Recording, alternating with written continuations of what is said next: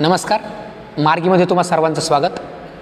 मराठी साहित्याचा इतिहास या शीर्षकाखाली जी काही आपली चर्चा चालू आहे, अर्थात मराठी साहित्यामध्ये जे काही नामांकित कवी, नाटककार, कादंबरीकार, कथाकार होऊन गेले आणि ज्या काही कलाकृतींवर UPSCनं देखील पहिल्या पेपरमध्ये प्रश्न विचारलेले आहे, तर त्या अनुषंगाने आपण ही सिरीज चालू केलेली आहे. बघा, आपल्याला UPSCमध्ये जे लेखक अभ्यासाला आहेत, कादंबरीकार आहेत, शरदचंद्र मुक्तिबोध, ते मराठी काव्यविश्वात कवी म्हणून देखील प्रसिद्ध आहे. बघा, आणि मराठी साहित्याचा इतिहास जेव्हा आपण बघतो तेव्हा शरदचंद्रांसारख्या कवीतला वगळून आपल्याला पुढे जाणं निव्वळ अशक्य आहे. म्हणून आपण शरदचंद्र मुक्तिबोध हे जे काही मराठीतले गाजलेले नामांकित कवी आहेत, त्यांची नवी मळवाट हा जो कविता संग्रह आहे, त्या कविता संग्रहातल्या काही कविता आपण आज वाचूयात, ज्या अनुषंगानं तुम्हाला शरदचंद्र कशा प्रकारच्या कविता लिहितात किंवा कादंबरी लिहिणारे शरदचंद्र कविता लिहिताना काय प्रकारचं वेगळेपण आपल्याला जाणवतं, तर हे आपल्याला या कविता ऐकून किंवा वाचूनही बऱ्याच अंशी कळू शकतं.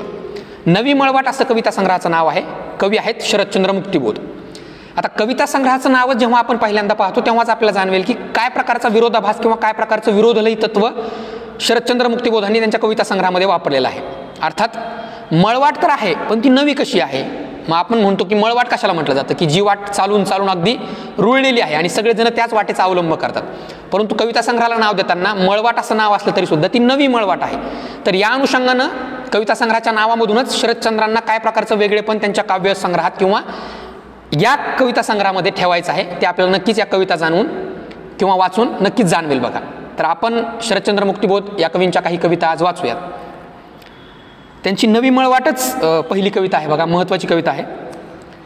यात मुक्तिबोध असं म्हणतात की नवी मळवाट, नवीनच घाट, नवीन क्षितिजे पहा अफाट, खोल दडपणे पूर्ण उलगणे, नव्या निर्झरा फुटते वाट, मुळापासूनी रसिये उठुनी गुलाबवरती हसे क्षणात, हितव खून हृदयी जपून भरभर चढतो डोंगर घाट, हितव खून हृदयी जपून भरभर चढतो डोंगर घाट.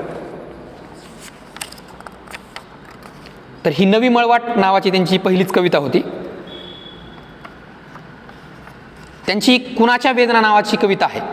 यात ते असं म्हणतात की कुणाच्या वेदना साठून साठून उरात माझ्या दाटून राहती, कुणाच्या वेदना साठून साठून उरात माझ्या दाटून राहती, कुणाची आसवे वाहून वाहून कपोली माझ्या सांडून वाळती, कुणाच्या रक्ताची संतप्त धाराती माझ्या प्राणास फोडून वाहते, कुणाची दुर्दशा तक्रार मुकशी रात्रीत वक्षास सारखी कापते, केवढे ओझे हे वाकलो खालती, कापती थरथर माझी ही पाऊले, कुणाचे पाप हे खदखद हासत माझ्या मस्तकी चढून राहिले, कुणाचा आग्रह चालवितो पुढे साक्षात निशेष घेतलीसे शिरी, कुणाचा आग्रह चालवितो पुढे साक्षात निशेष घेतलीसे शिरी, प्राणात करील वेदना अत्यंत प्रेरणा अजस्त्र शक्तीचीच परी, कोणत्या चालवी पुढेच पुढे जी कशाने येतसे मृत्यू ही धीर, कोणत्या चालवी पुढेच पुढे जी कशाने येतसे मृत्यूतही धीर, निशेच्या मस्तकी विराट उज्ज्वल चरण ठेवित कोण ये अधीर, निशेच्या मस्तकी विराट उज्ज्वल चरण ठेवित कोण ये अधीर. तर ही कुणाच्या वेदना या नावाची कविता होती. त्यांची अजून एक कविता आपण वाचूया. म्हातारे शब्द नावाची कविता आहे. बघा, यात ते असं म्हणतात की म्हातारे शब्द झिजल्या नाण्याच्या समान झिजून व्यर्थ झालेले, म्हातारे शब्द झिजल्या नाण्याच्या समान झिजून व्यर्थ झालेले, अवचेतनाच्या पुराण स्मृतींच्या समान विचित्र आकृतीवाले, जुनाट पोथीच्या पिवळ्या खिळखिळ्या पानाच्या समान अत्यंत जीर्ण, वृद्ध हे शब्द.